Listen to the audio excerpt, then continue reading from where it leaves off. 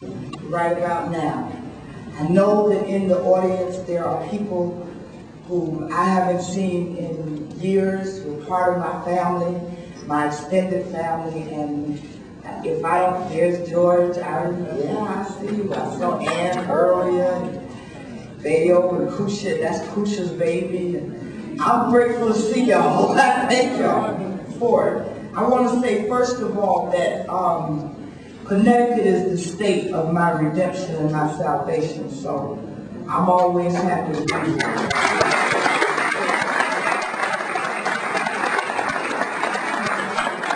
This is the place I came to as a crackhead, where some people in Norwalk accepted me into their meetings, and look at me now. That was in May of 1991. Saved my natural life, saved my spiritual life, and saved my mind, and it didn't have to be so. So I'm really grateful to be here, and I do want you to know that I'm not an entertainer. I always have to tell people that because my son was, and he was good at what he did. But I am not an entertainer. I am Tupac's mom, and I'm here because my son left here in an unnatural way. And leaving here in an unnatural way, he left at an early time in his life. I don't bemoan his passing because I can look at this audience and I already know that I'm not alone. I know that there are people here who have lost their children or their brothers or their sisters. So I always know that I'm not the only one. For me, the blessing is that my son was taken from me, but I believe that because, well, I'm going to say because I'm trying to act like I know what God knows and I truly don't. But when my son was taken from me, and you know my background, or some of it, you know, but when he was taken from me, when he was fighting for his life, Tupac left about 6 times. And 6 times the doctors would bring him back. And as fast as they would, he would go back out again. So at some point, I asked them to just leave him and allow him to leave. And I thanked God. I spent my time at that moment thanking God. I thanked him for every minute of the 25 years that he had allowed him to be in my life. Because none of us are promised anything except a birth date, a middle date, and an end date. And that is in fact what God gave to me. I was grateful because in those small years, those 25 years, Tupac had said just about all he wanted to say. There was not a day when Tupac did not speak his mind. So even when he left, he didn't leave with a word unsaid. He said it. He wasn't afraid to say it. He didn't care if people didn't like him when he said it. He was free to say it. I'm grateful that my son was free. I'm grateful that my child was that kind of a person. For me, there's a victory in that. So when Tupac was leaving, I thank God and I asked God for this small thing. I asked them to allow my child to be a light on the hill. And I sincerely believe that God did that. I think that Tupac is a light. Most people today, this is 10 years later, they think that Tupac was always as loved and honored as he is today. But I want to tell you that on September 13, 1996, Tupac was vilified. People didn't like him like that. They called him a gangster rapper, and they called him many other unsavory names. I believe it is because Tupac's work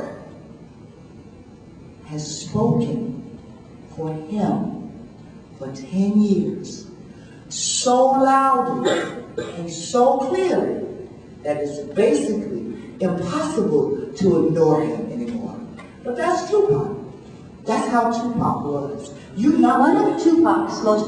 No, I'll be sorry. I'm going to sit down and let you do that, okay? And then I'm going to come back and because I don't come up a gab anyway, I have to do that anytime. People's institution, and you may not understand how important that is right now, but trust me, in about 4 or 5 years, you're going to look around and that's just what you're going to say.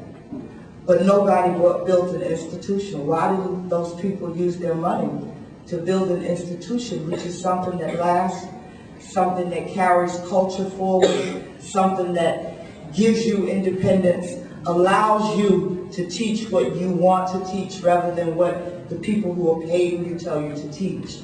We are very, very grateful. We're completely committed to running this institution without federal or government funds. We exist off of the back of Tupac Shakur and his fans and his peers, the other people in the industry who also believe in what we do. So you be proud because you have an institution. And the next time you hear somebody say something negative about Tupac, you just ask them where's the institution that they built for you, okay? All right.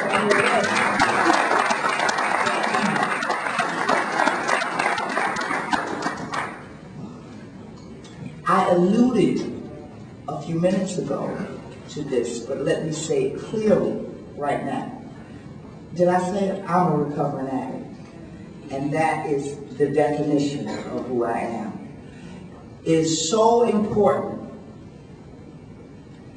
to look at me as a recovering addict, because the next time you look at the person in your family or your loved one who has this issue and you think it's over and nothing can happen and it's useless, and they already only weigh 90 pounds and they done messed up about everything that they can mess up, I just want you to visualize me and to just know that I was them.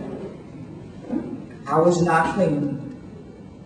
I was just what they are, all right? So I bring that up because it is so important to me that you know that your family and friends and loved ones, there's hope for them. But let me tell you what my son did for me. My son applied tough love to me. So I recommend that as a prescription for you. It's not necessary for you to be a doormat for that loved one. It is necessary for you to pray for them, and it's necessary for you to put a wall up of safety between your family and that person. And when that person is sick and tired,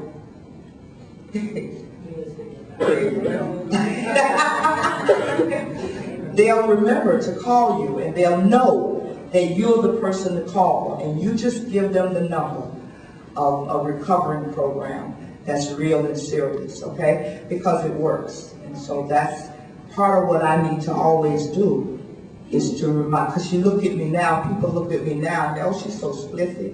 See, I got this tailor-made suit on, nice tailor-made something. I got nice clothes, got a pretty smile, you know what I mean? Real laid back, all of that.